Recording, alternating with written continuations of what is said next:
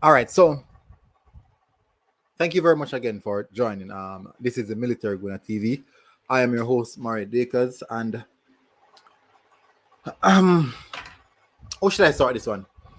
No, smash the like button, people. If you don't like the result, at least smash the like button because this video is actually extremely hard to make, harder than you even think about, because we lost and we lost in an embarrassing fashion.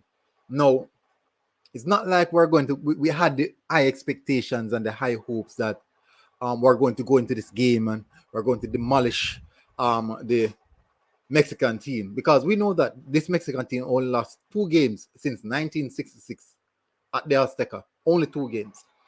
And it goes to show the level of quality, level and talent and quality that they possess, and also the vigor that they have when they're playing at the Azteca. Now, yes, the crowd is also a big factor to that, but in all essence, they do perform very well at the Azteca. Now, what I should say now is this: as I said before, prior to, it's not the fact that we lost; it's how we lost. We saw the opportunity of getting a result, and I strongly believe that I would put that down to poor mismanagement, um, tactics. I would have to say that is the reason why we lost a game. I won't solely rely it and throw it on players' quality, because I thought and I saw where we did more than enough to get ourselves a point um, in that game. Some silly mistakes, poor defending from the same known culprits, Alva Spoil, in all aspect. Yeah, we do understand how things go. I won't say he's at fault of the game, but we saw so many issues and areas where we could have definitely utilized uh, more quality in those areas. So what I'm gonna do first, I'm gonna give you guys show you guys some of the things that the stats, some pretty damning stats of the game. I'm gonna show you guys the stats because I believe that you guys should see the stats. Pretty damning, extremely damning, people. Um, extremely damning. So let me find the stats. Good.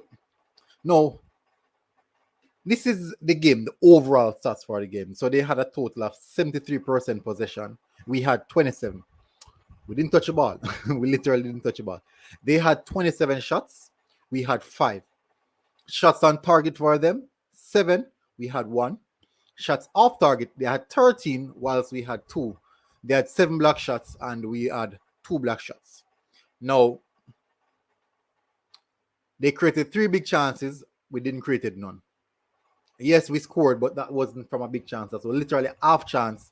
And Shamar Nicholson rightly scored a wonderful goal. He really acted on silly mistake, a minor error from the Mexican defense, in which we realized that that defense is not as good as we anticipated. Now, think about it. In 90 minutes, our team made 212 passes in 90 minutes. We only complete 138 out of those passes. Now, the Mexican team completed over 500 passes, doubling 2.5% our tally. Doubling our tally, people. Now, and they completed 485 and 90% passing accuracy, and we finished the game with 65% passing accuracy. Now, yes, as you can see, we're at the bottom of the table. With we lost. Literally, only one team won, and that is Mexico. Everyone else hold on for a draw. If we had hold on for a draw, I believe that the table would have been a mutual table. Now, this is quite damning. It looks bad based off the table. It looks really, really bad. Now, in the first half of the game, we only had 1 shot. And I just had to highlight that. We only made 92 passes in the first half of the game.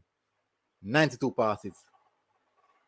And in the second half, we made far more passes. No, what does it? This is telling me that in the second half, we made literally almost double the amount of passes we made in the first half. So that is telling me that in the second half, we were gaining a bit of momentum. We were getting comfortable, despite going down a goal despite going down a goal. That is what it's telling me.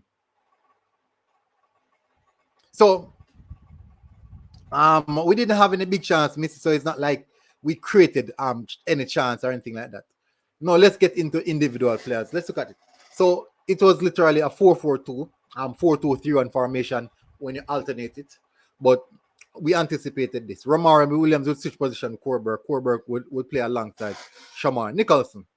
Now, Alvas Powell, as you can see, pretty low match stats. I thought Corberg really worked really well despite its stats so low. Standout debutant, I think that Anthony Grant looked really, really well. No, he had 24 touches and he completed 11 out of his 12 passes. We have a central defensive midfielder who is only making 12 passes. That is not good. I won't blame it on him. I blame it on the overall team perspective because we didn't try to control the game. We didn't try to dominate the game. We can say that that's a tactics or it can be player quality, but he was quite dominant. Ground duels, he won 7 out of his 8 ground duels. He only lost possession 3 times. He was fouled 5 times, made 2 interceptions and also 2 tackles. So he pretty much have a very good game in all aspects. Damian Lowe as well had a immaculate game. Well, I won't say immaculate. He had an outstanding game. A very good enough game to say that he represented himself quite well. Now, I'm trying to find something. Damian Lowe had 42 touches. He attempted 24 passes, completing 15 at 63%. 42 touches. I think that Damian Lowe would be our highest. You'd have the most touches in our team. And our central defenders are having the most touches in our team. And again, I believe that is really, really quite damning. Now, Norman Campbell, not debutant, but back in the squad quite well. I believe that he provided too much support for Kemar Lawrence and didn't allow Kemar Lawrence to do his own work. He ended up doing Kemar Lawrence's work. Kemar Lawrence get caught out quite a few times. Shamar Nicholson, good goal by Shamar Nicholson. That goal kind of overshadowed the kind of bad game that he was having. He attempted 17 passes, only completed 6, 35 passing percentage. Ground duels 6, won 5 of them, which is quite good. Aerial duels won 2 out of 4 and lost possession 14 times. So in all aspect, it's a damning game, but I believe that we definitely could have done a lot better. I think we could have done a lot better in a performance aspect and stand out with what we do. Now, what went wrong? What went wrong? We were playing fairly well. We had in good possession, looking good, looking solid. We weren't dominant. I'm not saying that we were dominant, but we were keeping compact. We conceded the first goal. We said, okay, we're still grinding out. We're still grinding. We know that this Mexican team is a good team. All of a sudden, we got back a goal against run of play. Yes. 5 minutes later, substitution. Defenders coming off. Defenders coming on. Defenders coming on. So I'm like, what is happening here? We just scored. We just find ourselves back into the game. Why are we reverting straight back into the defensive aspect of our game, in which that is how we conceded the first goal? And the one time we decided, let's go forward, let's keep possession. We scored a goal. It is not a coincidence that in the second half, when we had our goal, was the only opportunity, was a clear chance that we made more, double the amount of passes that we had in the first half. It's not coincidence. We doubled the amount of passes we had in the first half, in the second half.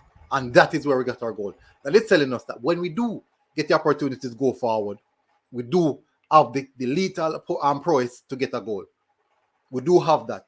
Now, what Whitmore did was take away all of that and let's revert back into the defensive structure that we were doing in the first place, in which we conceded the goal, sitting in our own half, in our own 18-yard box. We didn't want to press. We didn't want to go forward.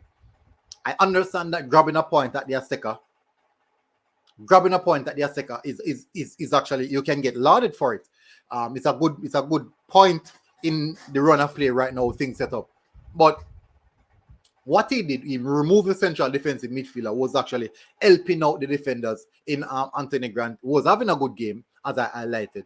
And we ended the game with 3 right backs on the pitch: O'Neill Fisher, Alvas Powell, and Javan Brown. So when you should think about it now, where were these players playing when we finished the game? Where were they exactly playing? Did they know where they should go on the pitch? So people, it's a lot of confusion, I believe, and definitely this is not something that we want to see in the game coming up. The next game, I honestly believe that this is not something that we want to see. We want to see way more tactical prowess from the coach than this. Because I'm not saying that when you revert to a defensive structure in those minutes trying to nick up points is bad, but you cannot remove all of your players who are impacting the game to fling just to throw any player into the field just like that. No. As I said, people can say that he didn't just throw any players into the pitch. But when you look at it, we finished the game with all our right backs in the team. All the right backs in the team, we finish the game on our pitch in all aspects. So people, hopefully you guys enjoy the rest of your day. This is my match review, literally my match reaction. I won't cuss, I won't banter, I won't argue, I won't rant. But it was not a good result. Was not a good result. Performance wise, I won't slate them because it's Mexico, and we do know that they have a good squad. But how we conceded and how we capitulated, I do believe that the coach would have to wash his hand on that aspect of things. So, people, thank you for joining Military Guna TV, people. This has been really a good one. Tapa Whitmore, fix up. We need these points. World Cup, this is the World Cup. This is not Gold Cup anymore. This is the World Cup. We need to get something from it. And guess what, people?